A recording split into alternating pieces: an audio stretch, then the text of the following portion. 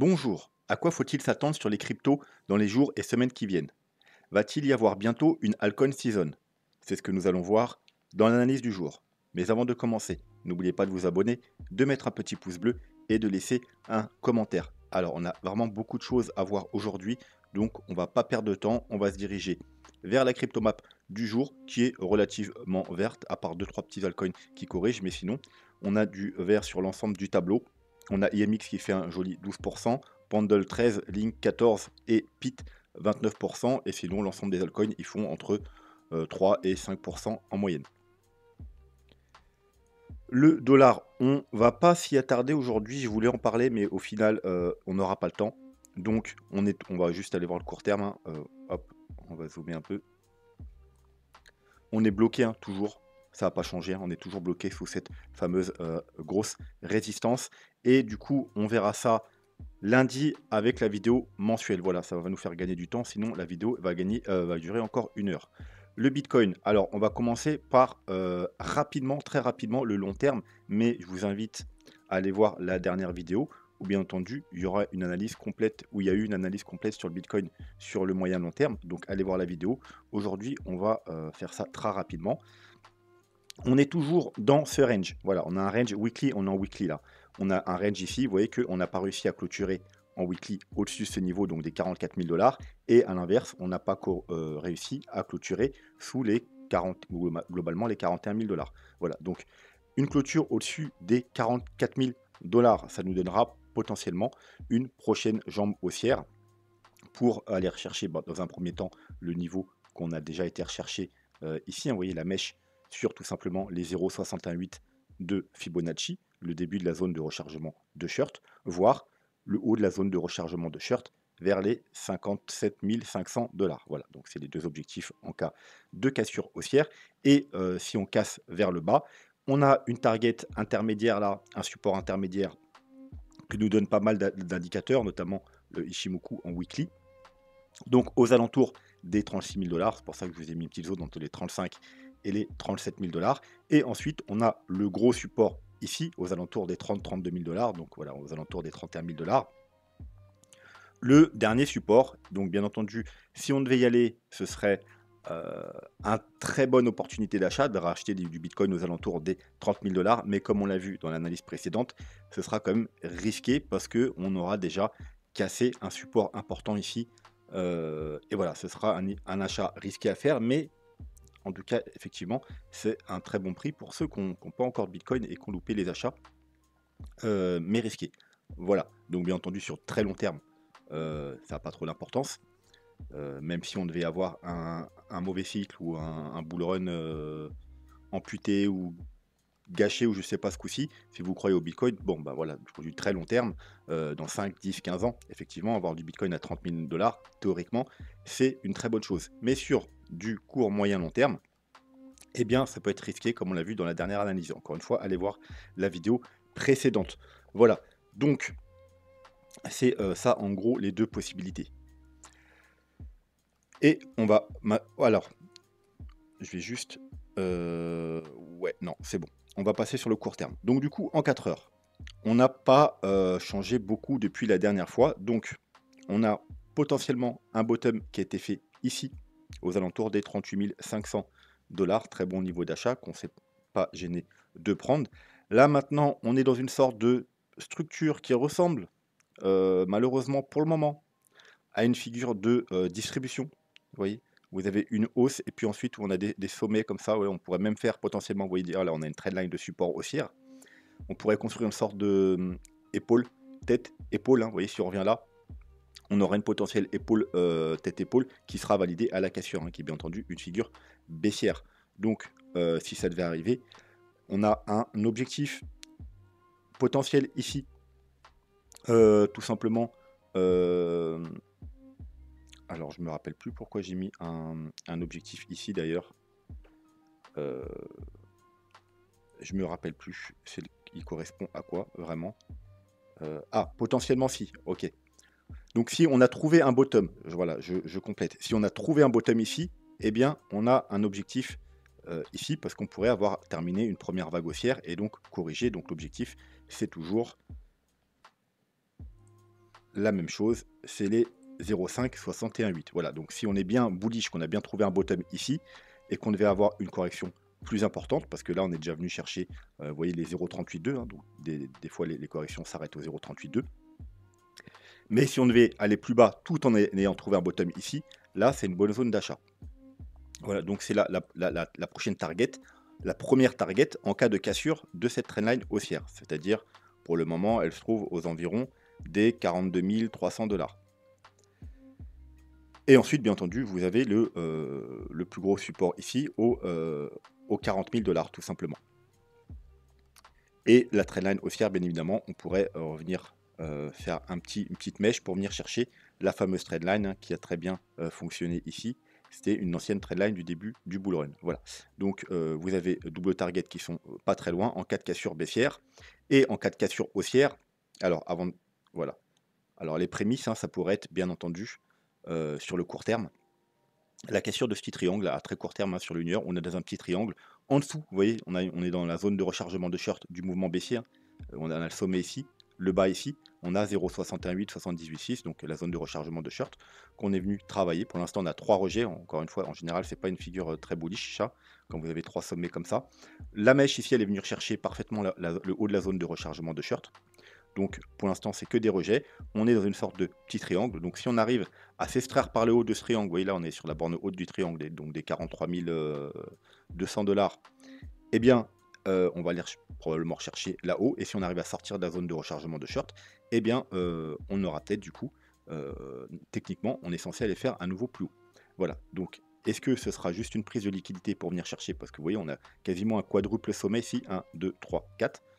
Attention à la cassure, justement, ça peut être une fausse cassure pour aller prendre la liquidité et partir vers le bas. Sinon, une vraie cassure, eh bien, techniquement, la première zone à surveiller, c'est cette zone-là, tout simplement les 45 000 $, parce qu'on a la confluence, on a tout simplement, on va repasser en 4 heures, là, voilà. Donc, la fameuse zone de rechargement de short de tout le mouvement baissier qui part des 49 000 $ jusqu'ici, et confluence avec le bas, l'ancien canal ici, vous voyez, qui a fait support un nombre incalculable de fois. On l'a cassé le 17 janvier, donc ça pourrait être un pullback, hein. Donc on a double grosse résistance ici, donc c'est l'objectif, notamment si vous voulez jouer ça un petit trade, eh ben, il y aura des profits à prendre ici. Et il faudra être très prudent, hein, ce ne sera pas le moment de faire des achats à ce niveau-là. Donc ça, c'est la target haussière, ça, c'est les targets baissières, et sur du court terme, on aura peut-être justement la validation par la cassure de ce triangle et de cette zone de rechargement de short, ou la cassure par le bas, et ensuite la cassure de ce niveau sur trendline. Voilà, on va s'arrêter là pour le Bitcoin. Non, je voulais juste vous montrer. Voilà, la confluence qui passe bien également avec Ishimoku. Voilà, en gros. Alors, je vais déjà effacer le graphique. Voilà. Donc, vous voyez que là, on est sur support. On a la Tenkan et la Kijun. Donc, 42 600, 42 800 $. On a du support. Si on casse ce support, eh bien, bon, bah déjà, on passera bearish en 4 heures. Et ensuite, on a, prochain support, c'est le nuage. Donc, aux alentours des 42 000 $. Bien entendu, si on pénètre dans le nuage, on va venir en bas du nuage et ensuite, il n'y a plus rien. Donc, tout simplement, je voulais faire correspondre un peu avec le graphique. Vous voyez que si on casse le support ici, eh bien, on va se diriger vers le haut du nuage, qui sera cumulé avec cette fameuse trendline, donc voilà, vers les 42 300 $. Donc, vous voyez, à la cassure d'ici, hein, si on casse, on va venir se diriger tranquillement ici. Voilà. Donc, et une fois qu'on casse, comme je vous ai dit tout à l'heure, ce niveau-là, la trendline, l'objectif, c'est ici. Et vous voyez que Ishimoku confirme, parce que si on vient là, je vais vous dessiner, ce sera peut-être plus simple. Voilà, si on vient là, on casse, on va venir se diriger là.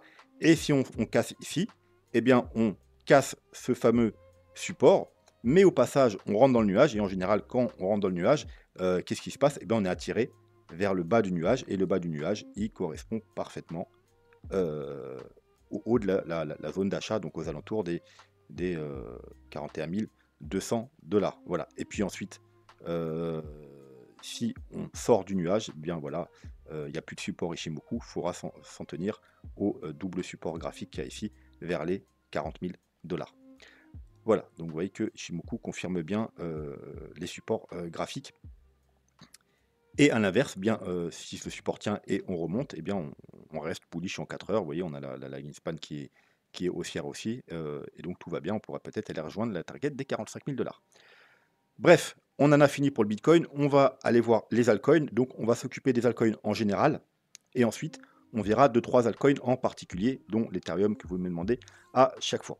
Donc on va commencer par très rapidement jeter un coup d'œil au portefeuille de la chaîne. Portefeuille commencé à 10 000 $. L'objectif maximum, hein, je dis bien, c'est pas l'objectif minimal, c'est les 200K. L'objectif minimal, bien entendu, c'est les 100K, c'est de faire 1 x 10. Et l'objectif aussi, surtout, c'est déjà de surperformer le Bitcoin. Voilà, donc le but principal, déjà, le premier objectif, c'est que le portefeuille surperforme le Bitcoin. Voilà, si le portefeuille, à la fin du bull run, si on a bien une fin de bull run, on a un portefeuille qui a pris plus en pourcentage que le Bitcoin, bon, bah, c'est déjà, on va dire, l'objectif minimum, puisque déjà, on aura fait mieux que le Bitcoin. C'est déjà pas mal. Ensuite, si on fait un x10, c'est encore mieux. Et si on fait un x20, donc les 200K, eh bien là, c'est le top. On les atteindra peut-être pas, mais voilà, on peut toujours rêver. C'est un portefeuille plutôt équilibré, pas trop risqué, pas trop défensif non plus. Voilà, plutôt équilibré. Qui, bien entendu, maintenant est moins équilibré puisque on ne fait pas de changement. Et à la base, il y avait plus d'Ethereum et de BTC, mais vu que les altcoins, certains altcoins ont pris beaucoup plus, et bien forcément maintenant, il est moins équilibré, mais à la base, il était plutôt équilibré. Voilà, comme vous pouvez voir, vous avez du Ordi et du Tao dans les toutes premières places, parce que voilà, à la base, ils avaient 1%, mais ils ont bien pris. Bref, les gagnants de cette semaine sont Chainlink, Tao, Sui et Mav qui ont pris chacun aux alentours de entre 20 et 25%. Le portefeuille est de 19 800 $. Au maximum, il était à 21 000 $, c'est-à-dire plus que x2. Et bien entendu, le Bitcoin, il est à 60% d'augmentation depuis l'achat, alors que le portefeuille, il est à 98, pratiquement 100. Donc, on met 40% en Bitcoin. Donc, pour l'instant, bien entendu, le premier objectif est respecté. On surperforme grandement le Bitcoin. Le total market cap 3. Donc, je rappelle, encore une fois, s'il y a des nouveaux, c'est l'ensemble des cryptos, excepté le Bitcoin et l'Ethereum. Donc, en gros, ça nous donne tous les altcoins. Voilà, donc c'est un bon graphique pour avoir une compréhension des altcoins. Donc, qu'est-ce qu'on a? On avait un range, on est sorti du range, hein, c'était le dernier moment, je dirais, pour acheter des altcoins à prix intéressant. Hein. On avait bien entendu les bottoms ici, on avait la cassure de ce niveau, la double cassure, vous voyez, en plus on est vu parfaitement, quasiment au jour près, hein, comme pratiquement, ça nous arrive souvent quand on a une confluence entre une trendline verticale, une diagonale et une résistance horizontale, c'est un très bon indicateur, ça nous donne vraiment des targets de date, et souvent c'est respecté, je sais pas pourquoi, c'est bizarre, mais ça arrive souvent, hein, comme là on a eu, hein. Non, c'était pas là.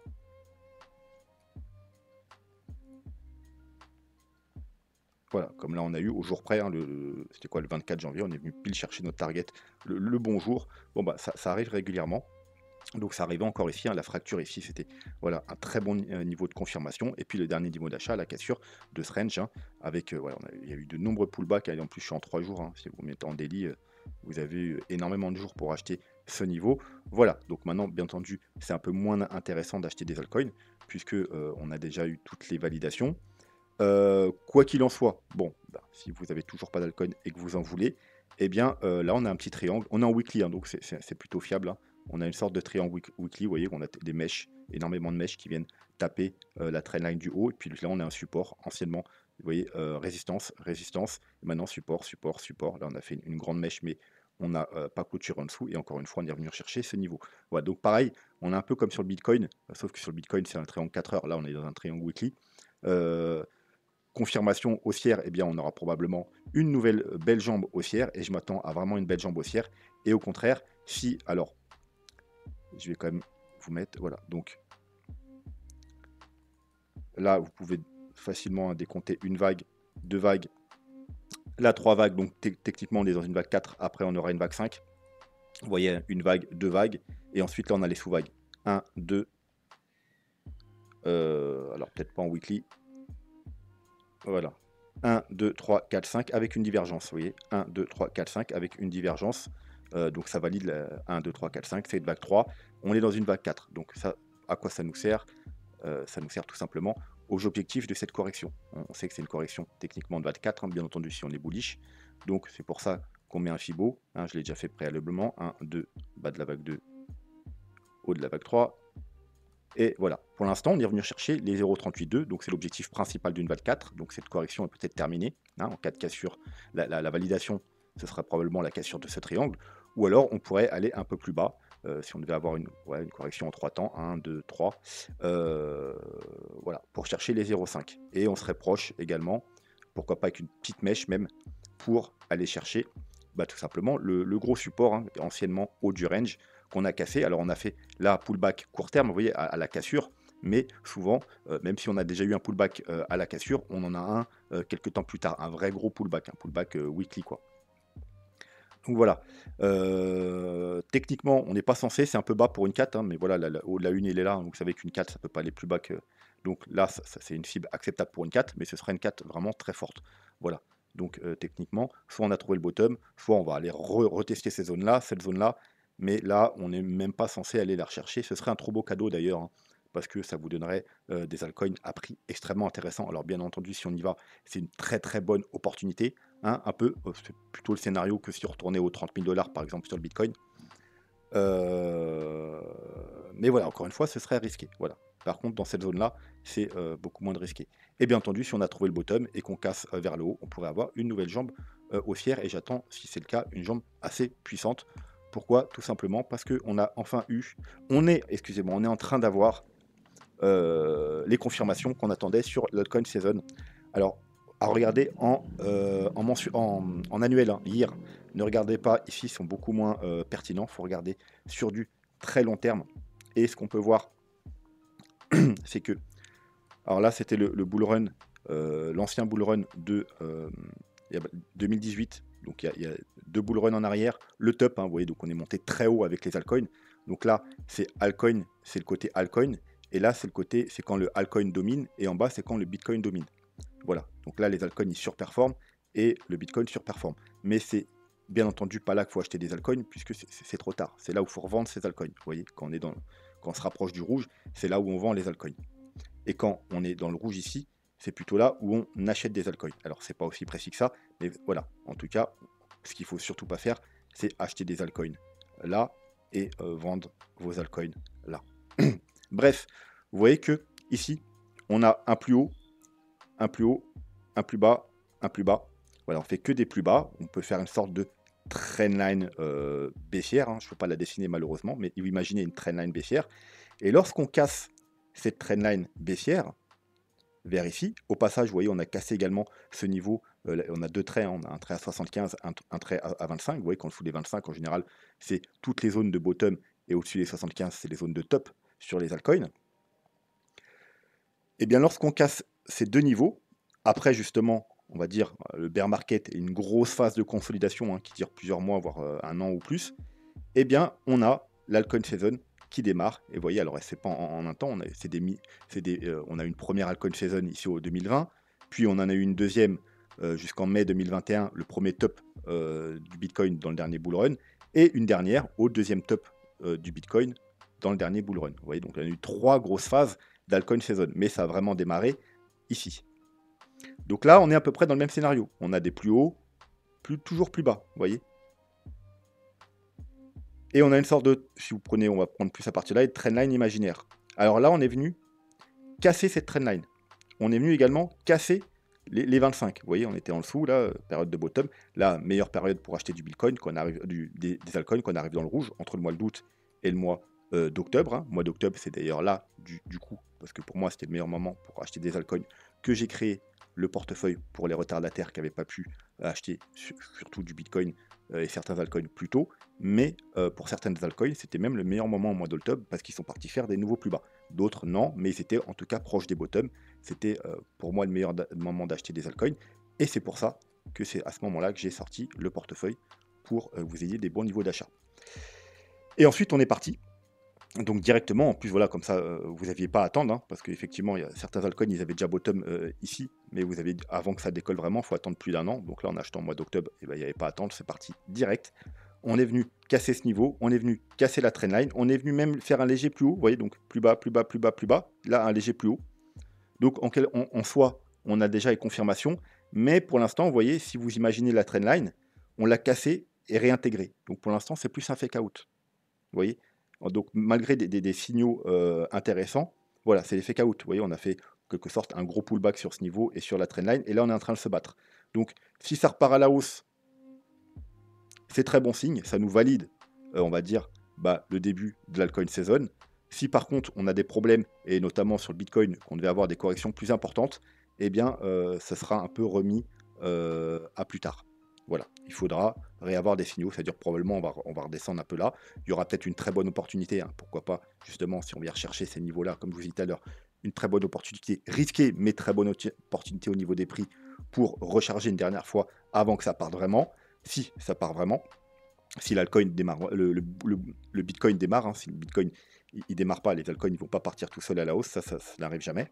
Mais voilà, si après le Bitcoin il redémarre et qu'on repasse là, eh bien effectivement, donc comme je vous disais tout à l'heure, hein, si on casse le triangle à la hausse, si le Bitcoin repart à la hausse, je pense que cette fois-ci, on aura une belle altcoin season. Voilà, donc bien entendu, ça va dépendre du Bitcoin, mais si le Bitcoin repart à la hausse, je pense que cette fois-ci, les altcoins, dans les prochaines hausses à venir, surperformeront grandement le Bitcoin et on aura une nouvelle altcoin season comme ceci. Voilà, donc on a eu des petites, on va dire, signaux de confirmation, mais à valider.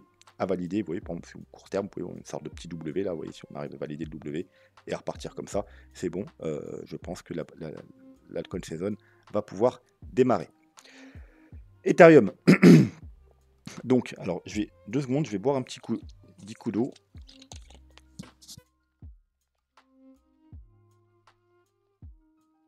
Bien sûr, de l'eau de coco parce que je suis en Thaïlande, c'est meilleur.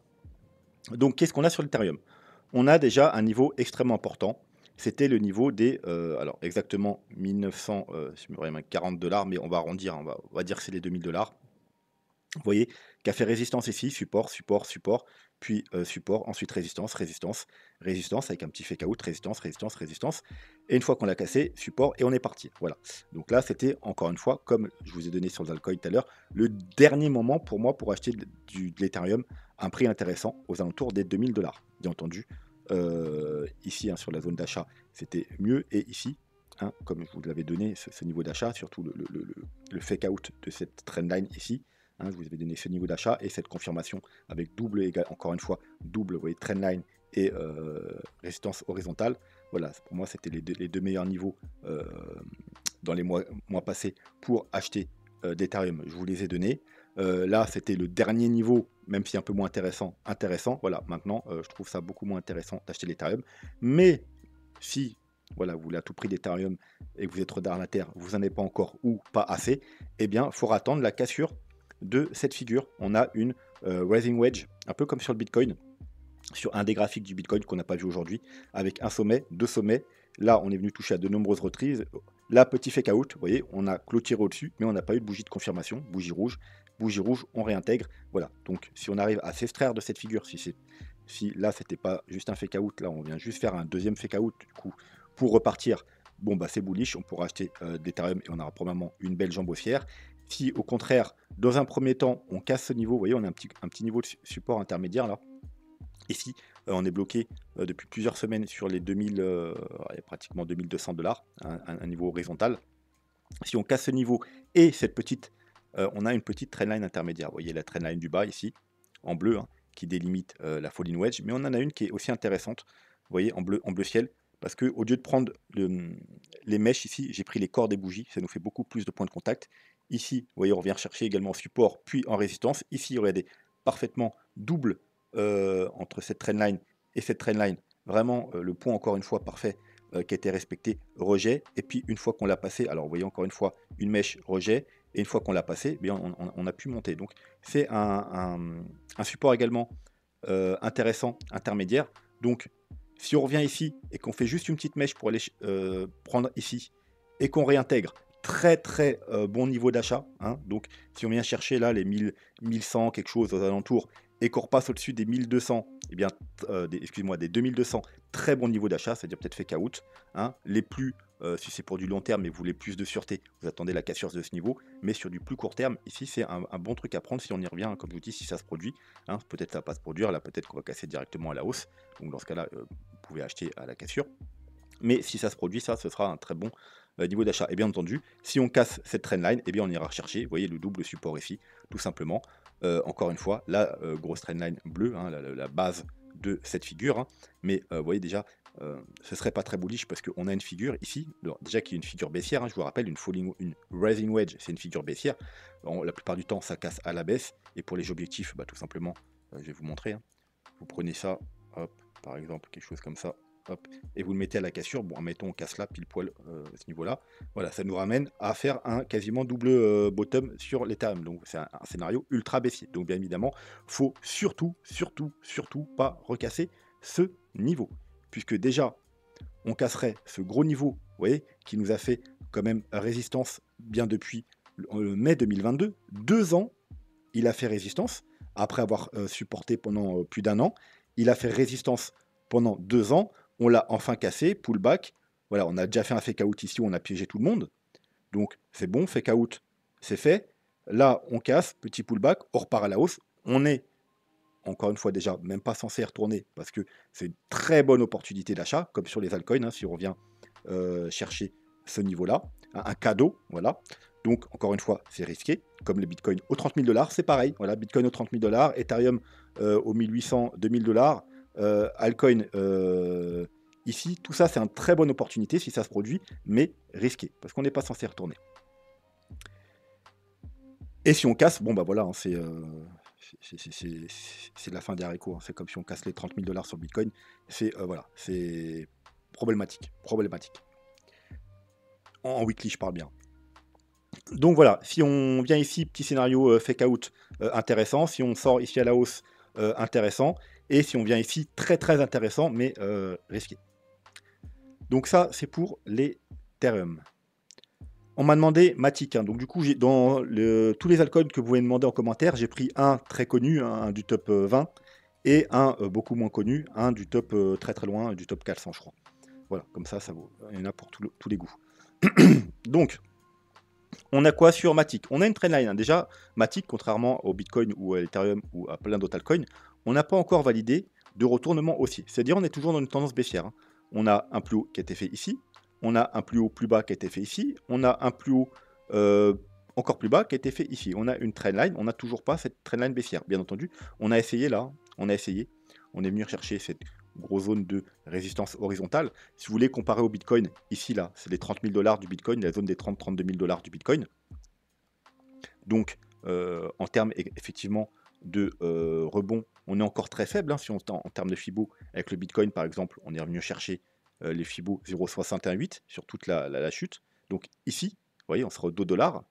Le Bitcoin, les 48 000 $, ça correspondait à peu près aux 2 $ sur le Matic. On n'est pas venu chercher ce niveau. Ici, on est venu chercher les 1,50 $. Et c'était il y a longtemps, c'était en février 2023. Donc il y a plus d'un an. Et depuis, on a corrigé et on remonte difficilement. On n'est pas venu faire des nouveaux plus hauts. Contrairement à beaucoup d'altcoins qui ont déjà fait des nouveaux plus hauts par rapport à leur premier plus haut. Lui, non. On est sous les 0,236. Donc, on est un prix encore très bas. Donc, effectivement, très intéressant. Matic. Puisque, voilà, hein, on est encore très proche, assez proche du bottom, mais encore plus de ce bottom qu'on a eu en août-octobre. Là, on n'est pas très loin. On est à 10%, quelque chose comme ça. Donc si vous croyez en Matic, c'est encore un prix très intéressant. Très intéressant. Il suffit d'attendre soit la cassure de la trendline, ici, hein, tout simplement, soit, pour les plus prudents, également de casser soit la partie basse, soit la partie haute de ce niveau. Voilà, mais déjà, la trendline, ce serait déjà pas mal. On a une trendline aussi haussière. Hein. Vous voyez, on est venu la toucher ici, ici. Là, on la casse, elle a joué résistance un certain temps, mais on a réussi à repasser au-dessus. Là, on est venu faire un pullback parfait dessus. Hein. C'était un bon niveau également en agressif d'achat. Maintenant, il faut attendre la cassure hein, et attendre la validation. Vous voyez, on n'a pas validé encore une fois. On a clôturé, mais directement, on n'a pas validé avec cette bougie. Donc, cassure confirmation. Voilà, pour les plus agressifs, les autres, il faut attendre la cassure au moins de ce niveau. Donc, en plus, voilà, c'est un chiffre rond, c'est les 1 $. Voilà, donc également bon niveau d'achat. Si on redescend et on casse la trendline ici en support, on viendra chercher dans un premier temps ce niveau intermédiaire. Vous voyez qu'il a fait support ici plusieurs semaines, 1, 2, 3, 4 semaines. Après, on tenait même un joli rebond. Puis ici, on l'a cassé. Il a fait résistance pendant de nombreuses semaines et on l'a recassé. On a pu décoller. Voilà, donc si on casse là, on revient chercher ici. Et si on casse ces niveaux, malheureusement, je pense qu'on ira faire des niveaux plus bas pour retourner chercher les bottoms précédents ici. Hein, c'est un gros niveau, vous voyez ici qui a fait support, puis enfin résistance, excusez-moi, pendant plusieurs semaines. On l'a cassé, on a pu faire un gros mouvement haussier. Là, gros pullback, gros rebond. Donc on pourrait venir rechercher cette zone d'achat intéressante. Par contre, sur casse, bien entendu, là c'est la catastrophe, hein, puisqu'il n'y a aucun support. Si on casse cette zone, il n'y a aucun support. Vous voyez ici, vu qu'on est monté comme ça, il n'y a aucun support. Avant, l'ancien range 2018-2019. Vous voyez, le range ici, on l'a cassé, boum, on a décollé. C'était une très bonne opportunité d'acheter ici. Un peu comme sur... c'est Atom qui a fait ce graphique un peu, si je me trompe pas. Ce coup-ci là, c'est Bear Market, il a fait une sorte de truc comme ça. Atom, c'était je crois que c'est Atom, je suis pas sûr. Mais voilà. Bref, il n'y a pas de support. Donc bien entendu, on pourrait s'arrêter avant. Mais en tout cas, c'est très risqué. Parce qu'il n'y a pas de support. Donc très bonne opportunité ici, mais pareil risqué. Parce que si ça casse, il n'y a pas de support avant les 3 centimes. Hein. Je sais que ça peut vous paraître infaisable. Mais je vous assure que là, on n'a aucun support. On est monté en ligne droite. On n'a jamais fait de retest sur aucun des niveaux. Ici, on est parti. Donc on en a créé un gros niveau maintenant ici. Mais si ce gros niveau ici, il casse, bon bah...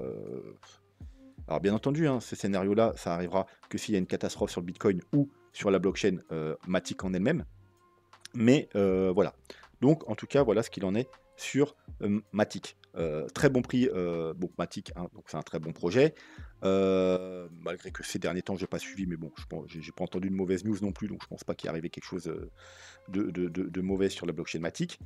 Donc voilà, en cas de cassure haussière, et bien entendu, il y a du gros potentiel, puis de cette grosse résistance, il y a un gros potentiel aussi hein, pour aller faire des nouveaux plus hauts, bien entendu. Et voilà, donc Matic, voilà, toujours très intéressant. Ensuite, un altcoin moins connu puisque je ne connaissais pas, c'est Dinex. Donc Dinex, on va déjà aller voir, faire un petit tour rapidement ici. Alors, j'ai pas les mêmes chiffres que la personne, elle m'a donné pas les mêmes chiffres. Alors, soit c'est CoinMarketCap qui est pas à jour. Bref, il me disait qu'il y avait 100% en circulation. Soit c'est le mauvais Dinex, mais je crois pas, j'en ai trouvé qu'un. Donc, en tout cas, on a un coin qui est 487 dans le classement. Donc, bien entendu, c'est un coin risqué, mais avec un gros potentiel de hausse si le projet est bon. Alors, bien entendu, avant d'investir dans des altcoins comme ça, surtout si c'est pour du moyen long terme, faut aller faire un petit tour du côté des fondamentaux, hein, de l'analyse fondamentale. C'est chose qu'on va pas faire dans la vidéo. Mais voilà, allez sur le site internet, allez voir les réseaux sociaux, informez-vous un peu sur le projet. Mais si c'est un bon projet, bon bah il a un potentiel de hausse important. Il a déjà 75% de l'offre en circulation, donc ce qui est très bien. Ça veut dire que ça nous laisse peu de marge d'inflation, puisqu'il reste que 25% des tokens à délivrer. Alors, il est jeune, hein, il était sorti en 2023, fin 2022, début 2023. Donc c'est énorme, c'est-à-dire la tokenomics, c'était vraiment pas une bonne tokenomics favorable aux investisseurs, puisqu'il y a énormément de jetons qui ont été émis pendant un an, 75% du coup. Mais du coup, pour ceux qui veulent investir maintenant, eh bien c'est une bonne chose parce que du coup, voilà, maintenant vous avez plus que 25% et vous êtes tranquille de ce côté-là. D'ailleurs, on peut voir, il a d'une part, on peut voir qu'il a, ouais, on est bien. Il a plutôt bien tenu la route, hein, malgré que 75% des jetons ont été émis, eh bien il a fait que monter avec une grosse phase de distribution ici. Vous voyez, vous avez 3 sommets, un plus bas, un légèrement plus haut. C'est une sorte de distribution qui s'est finalement, bah, comme toute distribution, conclue par une forte chute depuis le mois de novembre 2023, donc on va dire novembre, décembre, janvier, février. Ça fait 3 mois de chute. Il a perdu plus de 50%. Et techniquement, lorsque la chute sera finie, eh bien, je m'attends à ce que ça reparte à la hausse. Si le projet encore, le fondamental est bon, ça devrait repartir à la hausse pour une nouvelle vague haussière. Et il y a du très bon potentiel. Il est listé sur quelques plateformes, donc suffisamment pour que ce soit, entre guillemets, il y a un nombre total de volume, un minimum, important. Mais en même temps, il est listé que sur des petites plateformes. Donc ça en fait de lui quelque chose de risqué, mais également, s'il est listé sur des grosses plateformes dans les mois qui viennent, eh bien ça pourrait du coup entraîner, bien évidemment, une forte hausse, hein. C'est listé sur Binance, sur Kraken, sur KuCoin, sur, BitMEX, voilà, toutes les Coinbase, et cetera. Sur ne serait-ce qu'une de ces, grosses plateformes, ça pourrait entraîner, bien entendu, une hausse considérable du prix. Voilà, donc là, il est listé sur Gatiot, sur MEX, sur BingX, donc déjà, c'est des plateformes moi que j'utilise, hein. Il y a pas mal d'altcoins dessus. D'ailleurs, hein, je vous rappelle que voilà, sous chaque vidéo, il y a les liens d'affiliation, hein, ça vous donne des bonus et moi également, ça soutient la chaîne et ça vous donne des petits bonus. Et vous avez toutes les, plateformes sur lesquelles j'investis et je trade, à part Kraken, voilà. Mais, sinon, vous avez toutes les plateformes sur lesquelles j'investis et je trade et notamment toutes les altcoins du portefeuille, il y en a 50, hein, dans le portefeuille, eh bien, ils sont toutes sur l'une de, ces plateformes. Voilà, et vous pouvez voir que vous avez BingX, et Gatiot, par exemple, voilà, heu, hop, on était là. BingX et Gatiot qui sont notamment dans ces liens. Donc n'hésitez pas si vous avez besoin. Bref, donc très bon potentiel, hein, et on va voir au niveau graphique. Donc au niveau graphique, on a eu une forte hausse jusqu'au mois d'août 2023, puis comme je vous dis, une sorte, vous voyez, ça fait une sorte de gros range, hein, si vous voulez, hein, une sorte de gros range. On va mettre en weekly, voilà, on va mettre en weekly, voilà, ça vous donne une sorte, on pourrait même mettre là, hein, quelque chose comme ça. Voilà, une sorte de range comme ça, avec un immense fake out weekly. Voilà, vous voyez, c'est une sorte de range là, un immense fake out, c'est-à-dire clôture, mais pas de confirmation de bougie, rouge, et boum, boum, on réintègre. Et on vient chercher le bas du range, tout simplement. On vient chercher le bas de ce range, hein. Donc, période de distribution, distribution qui s'enclenche, grosse chute. Là, est-ce que c'est fini ou est-ce qu'on va devoir aller plus bas pour... parce que là, finalement, vous voyez, depuis le début de la distribution, on n'a pas cassé ce support-là. On n'a pas été prendre la liquidité. Alors, bien entendu, la liquidité, elle traîne là, voire même ici. Donc, on pourrait aller rechercher, si on devait aller plus bas, ce niveau de support intermédiaire. Voilà, ce serait la target. Mais bon, on n'est pas obligé, hein. Peut-être qu'on va s'arrêter là. Peut-être que la chute a été suffisante, puisqu'en plus on a des validations sur du plus court terme. On avait une trendline baissière depuis le mois de novembre, hein. Donc c'est même une trendline, on la retrouve également en weekly, hein, vous voyez. On va se mettre en 3 jours, en daily. Voilà, donc alors on est venu chercher déjà ce gros support, hein, donc c'était un très bon niveau d'achat. On a fait un très joli W. On a cassé la trendline, donc bien évidemment les meilleurs niveaux d'achat c'était ici et ici, vous voyez. On casse pullback et boum, on décolle, hein. Donc ça a bien reconnu la trendline, ça a bien reconnu ce support, ça a bien reconnu la trendline. On est venu même casser ce niveau, vous voyez, intermédiaire de résistance, qui avait fait support ici, ici, ici, puis résistance ici, ici et ici. On l'a cassé. On a rencontré un petit support intermédiaire ici, court terme. Vous voyez, on est bloqué depuis le 29 janvier, hein. On est bloqué là, là, là, là. On a fait une mèche, des mèches, 3 mèches, 4 mèches. Celle-ci est revenue chercher ce gros niveau de résistance ici. Mais voilà, on a réintégré et là, on est bloqué. Voilà. Donc, si on repasse en dessous ici, bah, il faudra s'attendre peut-être à du coup, malheureusement, revenir une nouvelle fois ici. Mais c'est plutôt pas bon signe. On n'est pas censé revenir. Donc, potentiellement, peut-être ça voudra dire qu'on va le casser et revenir ici. Si à l'inverse, on arrive à casser ce niveau, on va aller rechercher encore une nouvelle fois ce niveau. Et si on arrive à casser ce niveau, eh bien, je pense que là, c'est vraiment la validation long terme pour repartir à la hausse, aller chercher dans un premier temps cette zone-là. Hein, donc déjà, c'est le haut du range, comme je vous ai montré tout à l'heure, qui concorde parfaitement avec le bas de la zone de rechargement de short de tout le mouvement baissier. Donc les 0,68, 0,786. Et bien entendu, si on casse cette zone, eh bien, on ira faire des nouveaux plus hauts. Voilà, donc voilà. Si on arrive à casser ici, on revient test ici, bien entendu. Et si ça casse, on vient directement ici. Et si ça casse, on ira to the moon. Tout simplement. Voilà. Et en cas de cassure de baissière, eh bien, malheureusement, on ira potentiellement jusqu'ici. Donc ça fait quand même une grosse chute. Donc les achats ici sont quand même assez risqués. Donc peut-être mieux vaudrait mettre un petit stop sous la mèche ici, pourquoi pas. Voilà, donc ça c'est pour DNX, Dinex. Est-ce que j'ai quelque chose à rajouter? Non, franchement, pas grand-chose. Donc un altcoin quand même avec un prix, avec un graphique très intéressant. Une forte hausse.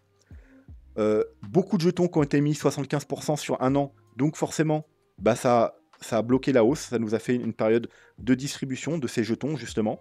Mais il a tenu la route, hein, vous voyez, avec 75 il aurait pu faire, si c'était un mauvais projet, il aurait pu faire, ça, tout simplement, pendant un an.